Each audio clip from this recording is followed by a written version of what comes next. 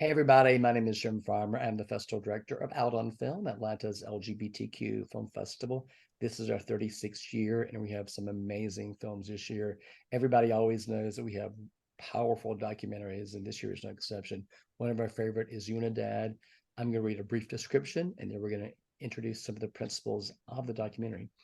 UNIDAD tells the story of the Los Angeles organization Gay and Lesbian Latinos Unidos, GLLU, which was a political and social group formed in 1981 to help bring queer Latino issues to light in the LGBTQ and Latino communities. The film is showing at Out on Film Sunday, October 1st at 12 o'clock at Outfront Theater Company, and then we'll have a brief streaming window as well. I am so very happy to introduce you to Mario Nova, who's a producer, and Roland Palencia, who is an executive producer. Thank you so much for sharing this film with our audiences, but also for talking to us this morning. Hey, good Thank you, morning. Thank Jane. you for having us. Yes. Absolutely. Well, just I know a little bit about this, but I just would like to start with you. But can you first of all tell me how this documentary came up? Sure. If I can jump in here, we had interviewed Roland Palencia, my other collaborator, the director of the film, Gregorio Davila, Yeah. film called LA, A Queer History. And we had interviewed a number of individuals who were really, really present for the LGBT rights movement in Los Angeles, one of them being Roland Palencia, who's on with us this morning. And we heard this story about Gay and Lesbian Latinos Unidos. As queer, gay filmmakers, Gregorio and I were wondering why this story had never been shared or told. We had not found it in our research. We weren't maybe looking for it, but we happened to get this wonderful story from Roland's perspective. And when we had a chance to explore as filmmakers the opportunity to tell the story, we asked Roland to introduce us to some members of GLLU from the 80s and the 90s. And we met these wonderful individuals over, and it was just after the pandemic. And we met everybody over Zoom. And they were just great individuals, and they shared wonderful stories. And we really felt at that point even more compelled that this was going to be a film. We were going to make it happen. And we were going to start really grassroots, like with no money.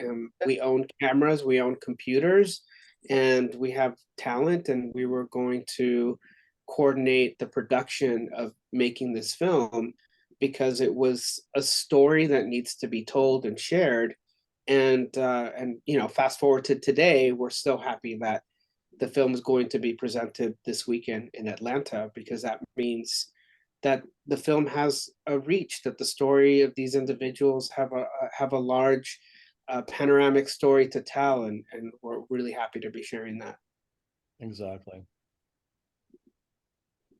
I know that there was a shorter version of this, and then there was a longer version. This can maybe Roland, can you tell me a little bit about the decision to make this a longer work? Actually, Mario, you probably, Okay. because you're part of you've done the production, so maybe you can, and I can add, to that. But Sure, I mean, just because of the proximity with Roland in terms of how we had already connected with him on LA Queer History, that we had an opportunity to tell the story. So we got him involved as an executive producer. It wasn't like he was kicking or screaming to come and join us, but he really, because he comes from a community organizing perspective, he just saw the opportunity to create this film differently. When we had completed the film, which was within a 6-month window, we had filmed the interviews across the country and edited the film. Gregorio had completed a cut by April or May. And so we had a relationship, because LA Queer History was on PBS nationally, on streaming broadcast, that we had an opportunity to talk to PBS about having UNIDAD distributed through the network, and specifically in the Los Angeles market. as they call it. So that 40-minute version of the film, their positioning in terms of broadcast or streaming is that it either should be a 30, a 60-minute, or a 90-minute cut of a film. Okay. So we knew exactly what we wanted to expand on, because 40 minutes is very hard to just program even in a film festival, but for broadcast it's even difficult to really put that into their programming. So Gregorio worked really hard in terms of what he wanted to add more to the story. And so, to the benefit, I think, to the greater story that we were telling, that 60 minutes did serve a better, I think, story opportunity for our audience. Great. Yeah, I mean, and I would just add that the 40-minute story version is, I mean, it's a complete story. And like Mario said, in the 60-minute, we Gregorio Davila, who is the director, added more of the international work that we were doing. Our movement was very much connected to Latin America. And so I think that that was, such a valuable component. And, something that, I mean, we had all these slogans, that were pretty much captured the spirit, but also our mission and vision. And that was, no one is free until everyone is free. And that included, certainly our brothers and sisters south of the border, and also that the personal is political. And we can, especially now in these times, it's a slogan that, is so relevant, and it resonates with our political reality. And I think that that is one of GLU's greatest legacies, that we were able to make alliances and connections, and with so many other movements in the US, but also throughout Latin America. Can either of you talk about the early days, this organization, and why it was just so vital, for people who lived in the area, because there really wasn't anything like that around, and it was very vital. Can you talk about those early days? Sure.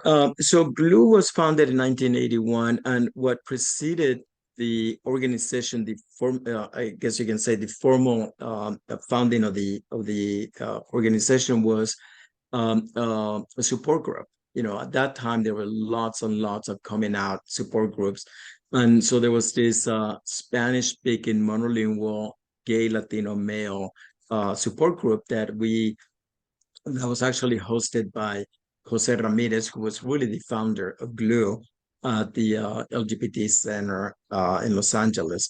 At that time, it was called the Gay Lesbian Community Services Center.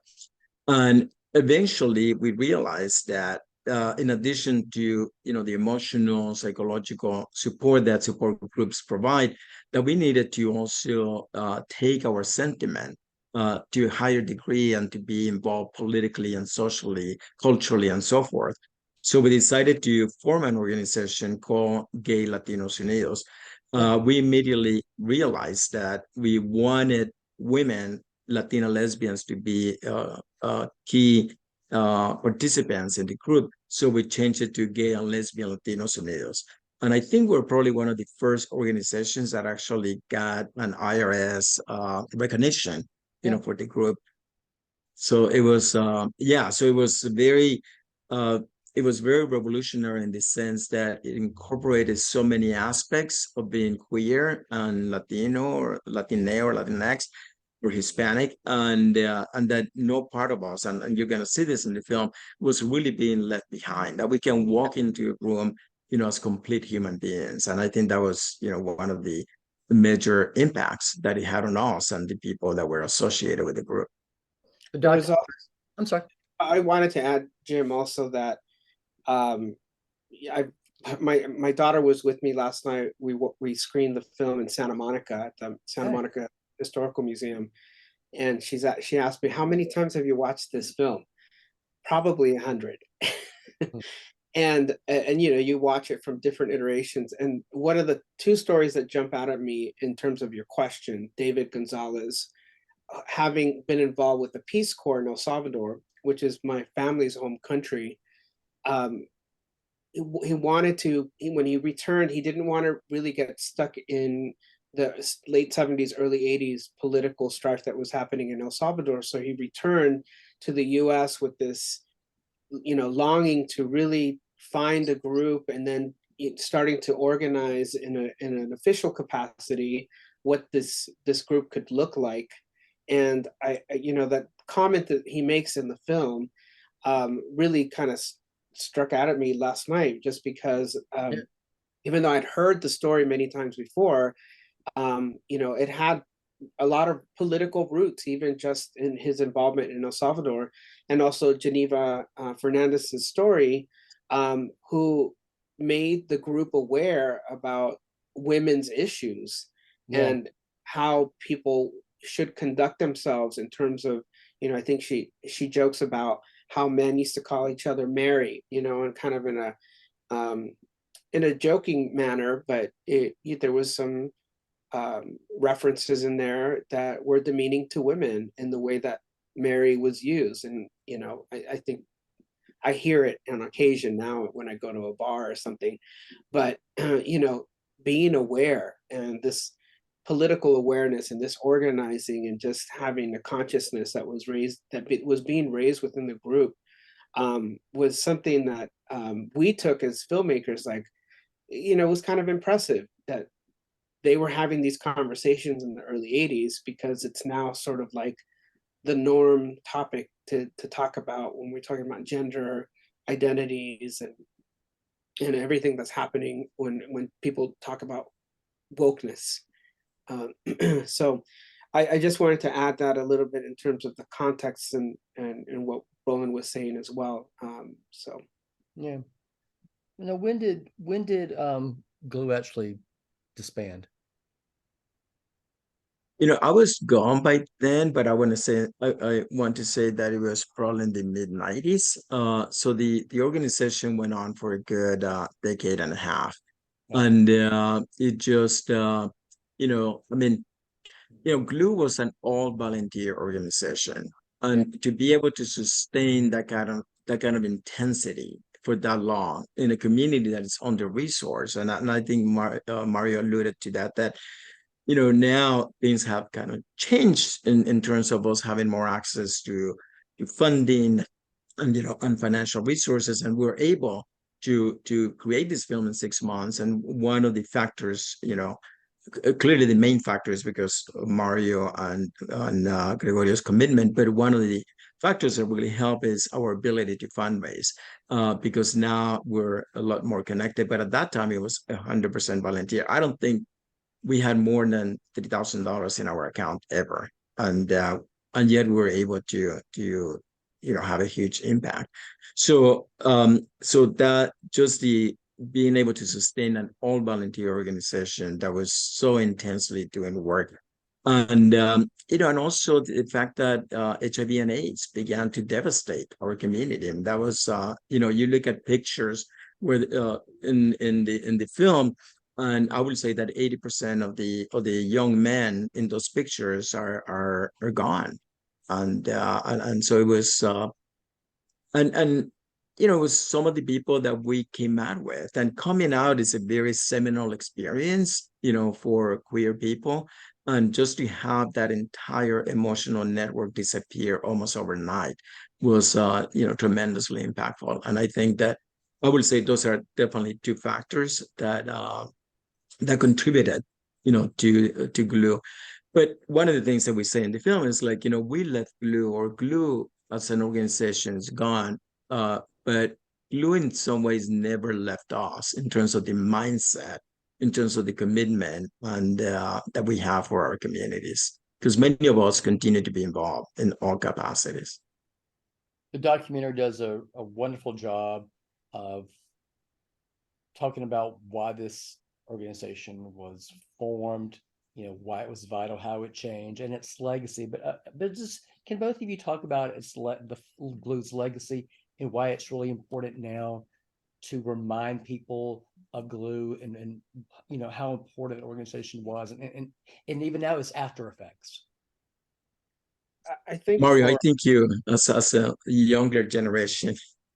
Yeah, I mean, I think, as I mentioned before, as queer gay filmmakers, we that are Latinos, we would definitely were attracted to the story for a lot of reasons. But we also notice that, you know, in our queer community nationwide, you know, we're really kind of facing these situations politically, where either we're going to thrive or we're going to, you know, some of these organizations that are being formed, will no longer exist. And so even including film festivals, right? LGBTQ festivals nationwide, they're either going to thrive or they're not going to exist, you know, in the near future. And so we we look at the opportunity to tell, you know, a story like the glue story as something that we had never heard before, and we were identifying something that a story that needed to be told.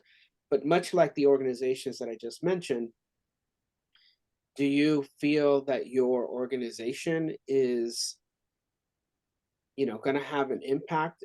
Is it important to the community at this moment in time? And I think while glue was doing the work in the early 80s through the 90s, did they realize the level of impact that they were having on future generations?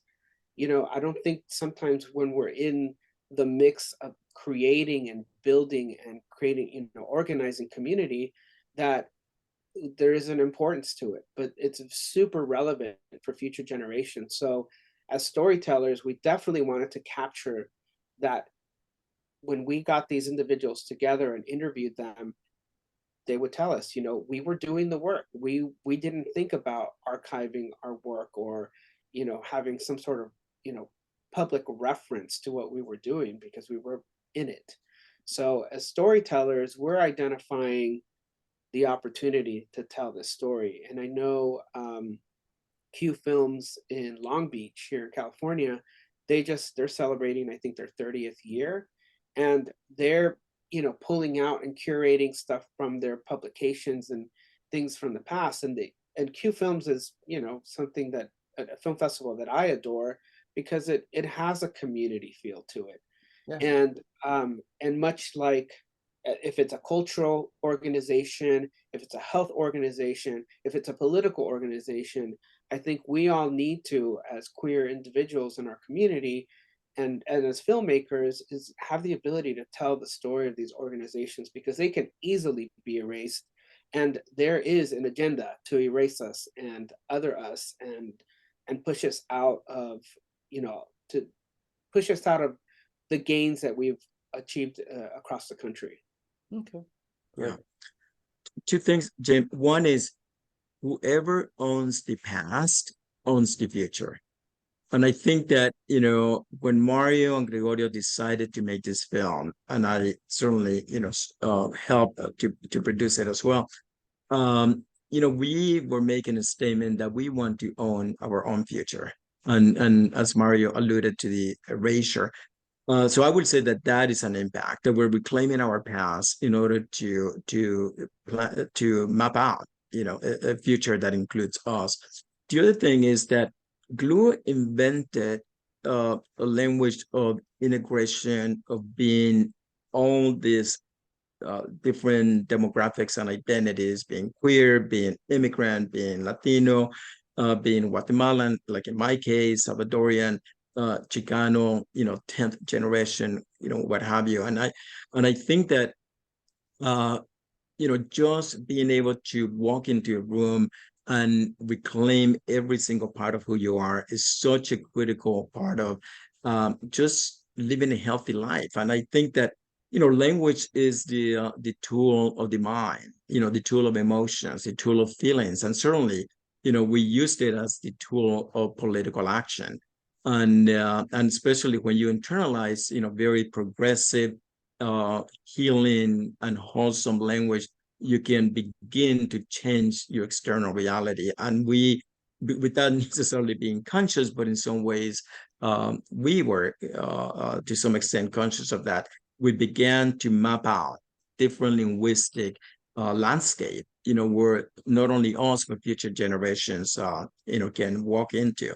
And one more thing I would like to add is that one of the reasons why many of us who were in GLU, who were, politicized, like Mario said, different people. We didn't start from scratch. Many of us have been involved in solidarity movements and in the civil rights movement and so forth. And Farm Workers Union, I mean, very connected with Cesar Chavez and Dolores Huerta.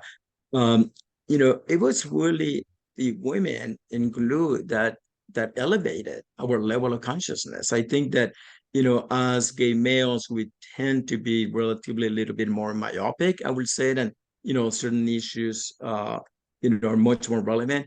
And I think that when, women began to participate in GLU in a very organic, genuine, and certainly I wouldn't, sugarcoat it and say that we never had any conflicts, but it was always in the intent of moving the conversation forward and elevating the conversation. And they really taught us a lot about patriarchy, about systems, about how systems of oppression interlock and create this, horrendous situation for certain human beings, who basically, overlap in these many demographics. And so I thought that that's why I think the impact of GLU was, so tremendous because of that level of consciousness. And we've had young people approach us after the screenings and not only be touched by the story of GLU, but also that they wanted to somehow get involved. And as I watched the movie with diverse audiences across the country, right now we're doing a mini tour of the film. And as I watch the film, and individuals feel like they want, there's a level of impact that's happening. And it's about what I always tell people, especially young people, is like, get organized. Maybe there's a template here that you can follow. And so, last night Gregorio asked me, he's going to be at your film festival this weekend. He's flying out today. And he was saying, are there Latinos in Atlanta? And I'm like, yes, we're everywhere, but our community is so diverse and so rich that a lot of the themes of, and you're talking about the legacy of the film, a lot of the themes are very universal. We try to stay focused on the cultural perspective from these individuals when they were coming from, but we were also working within the larger context of telling a universal story. So we hope that it has that reach in Atlanta when people watch it, that they're encouraged. And it's always great to get different opinions from people, and just watching it with men, women from different spectrums of our identities in different communities is just fantastic, because they do feel that story coming through loud and clear. That's yeah. And one more thing that I would say is that GLU was the mother lode of leadership. And now we have third or fourth generation of organizations, in certainly in LA County, but throughout the nation, that can directly connect their struggle or their ability to now be much more effective, to the founding of GLU. So I think that, that cascading effect of, GLU being a mother lode of leadership is definitely part of our legacy. Oh, great, great. The film is UNIDAD. It plays it Out on the Film. I lost my notes. Sunday, October 1st at noon at Outfront Theater Company. We will have the director there. Thank you so much, Mario. Thank you so much, Roland, for sharing this film with us, but also thank you for taking the time to talk to us today. I'm looking forward to the screening here and hearing people's reactions afterwards. Thank you so much. Thank you, Jim. Thank you, Jim. Y'all have a great day. Thanks so much. You too. You too. Thanks.